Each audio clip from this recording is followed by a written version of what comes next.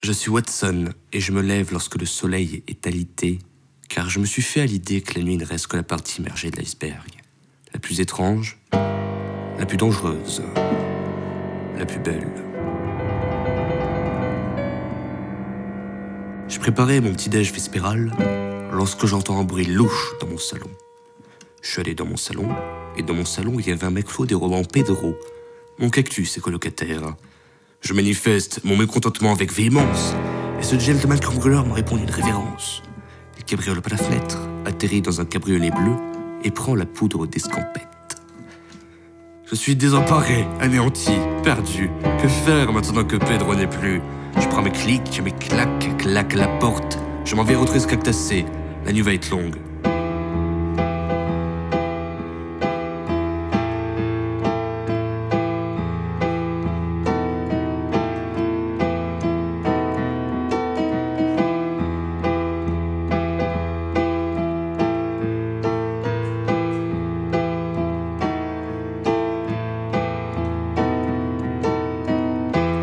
J'ai vu la bagnole devant un cabaret.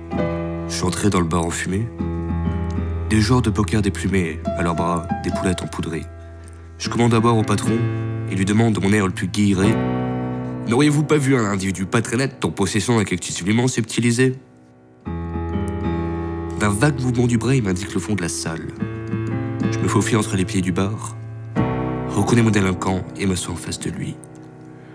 Écoute, vieux chacal, rends-moi mon cactus ou je te défracte avec divers objets contendants. La planche, je l'ai vendue à un mec inquiétant, intelligent. Il est voulu pour ses invités, je me souviens, il était masqué. Sans prendre un agneau, sans végétal, y a pas à dire, t'as un tordu. J'avais pas le choix, je suis au chômage et il a mes gosses en otage. Pedro est donc commun, un dangereux psychopathe. Je finis mon verre et me carapate.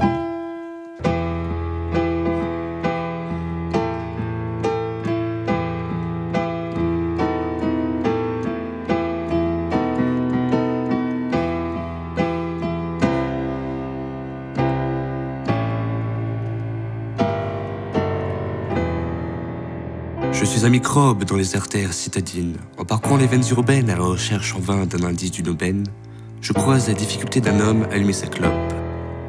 Je lui tends un briquet, m'assois à côté de ce collègue noctambule. Je l'interroge sur sa mine attristée. Il me répond sans préambule: je suis censé être l'homme le plus heureux du monde, mais j'ai le sentiment d'être au fond de ma tombe. Je suis indécemment riche, ma femme est affreusement belle, mes amis sont tristement aimables et mes enfants tout aussi adorables. Je n'ai plus rêvé ou espéré, alors je me suis taillé. Je vais à la balle masquée, qui se faire enculer. Tu parais bien pensant, prends mon invitation, tu en feras sûrement de meilleure utilisation. Il me tend un papier blanc cassé à l'eau de verre d'eau, et est inscrit, recto verso: vous êtes invité par le comte von Keltefelheim au bal masqué des bienfaiteurs bien-aimés de la bienséance publique associée. Multiples rebondissements et invités surprises en perspective. À minuit, tomberont les masques. Un kidam masqué qui acquiert Pedro pour ses invités. Un bal qui est organisé le soir de la transaction. Et mon cher Watson, je vais rendre visite à cette Sherlock de von Keltefelheim. Je salue mon bienfaiteur, m'en vais et repense à mes tribulations. Je n'ai pas peur, j'irai à ce bal, il y aura de l'action. Pour les soirs mondaines et autres situations délicates, j'ai un don pour l'improvisation.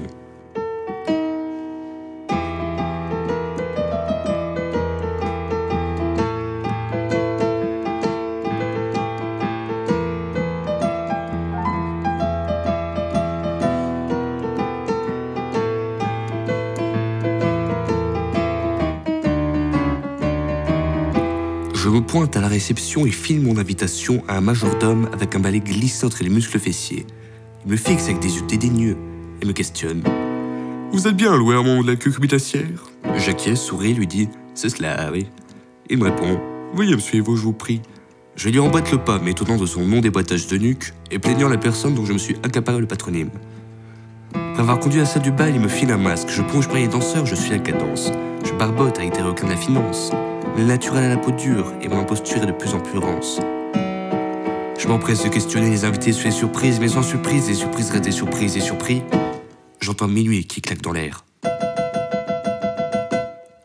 Les invités balancent leur visage plastique, ils se préparent au départ de la musique.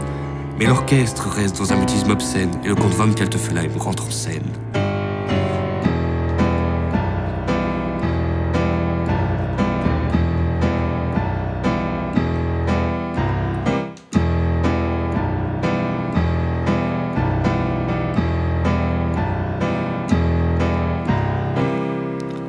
Bonsoir, bonsoir.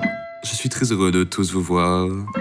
Je vous ai promis diverses surprises pour cette soirée. Laissez-moi vous présenter notre premier invité. Voici Pedro, jeune cactus acquis avec l'aide d'un généreux bienfaiteur. Objection, fils de pute. Vous ne pûtes acquérir ce cactus légalement car il est ma propriété était disposée dans mon appartement. Vous voulez accaparer votre champagne innocent cambrioleur qui allait me le voler il y a de à peine 4 heures. Watson, mon cher, nous vous attendions. Évidemment, pardonnez cette précédente intrusion, mais c'était pour moi le seul moyen de vous inviter à cette réception. Cependant, laissez-moi désormais douter de vos capacités de cognition. Vous vous êtes jeté dans la gueule du loup comme une poule un peu concon, et je suis certain que vous ne cessez même pas toute l'ampleur de mon illusion. Toutefois, vous êtes ici pour être jugé de vos actions, pour faire cesser votre combat futile contre notre domination.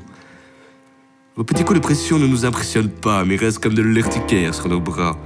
Nous gardons le monde à genoux et votre main à 4 pattes en continuant d'adorer ces idéaux que vous abhorrâtes. Je me gosse de votre nodocéphalie, vous êtes ramolli, avilé, impoli, démoli, je suis accompli.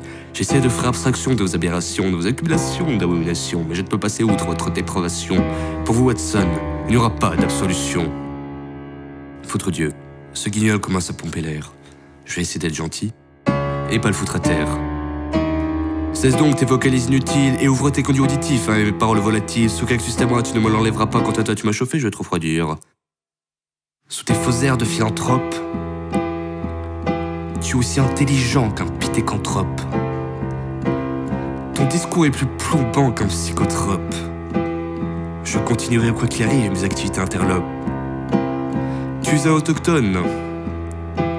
Je te chevauche en Amazone. Je dissous tes axones avec de l'acétone. Tu finiras à faune. Je te déguste avec du mascarpone.